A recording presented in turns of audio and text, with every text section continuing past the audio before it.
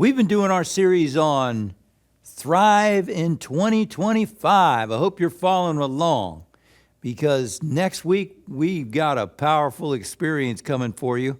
We're going to be talking about the importance of your state of mind before you do something, before you talk to someone who's important to you, talk to a grandson, talk to a spouse, have an important, maybe a difficult conversation with an employee or a boss, or you're about to perform something. Maybe you're competing in a sport, or you're about to go in and talk to a customer or do an interview or have some important conference, and you need to put yourself in the right state of mind.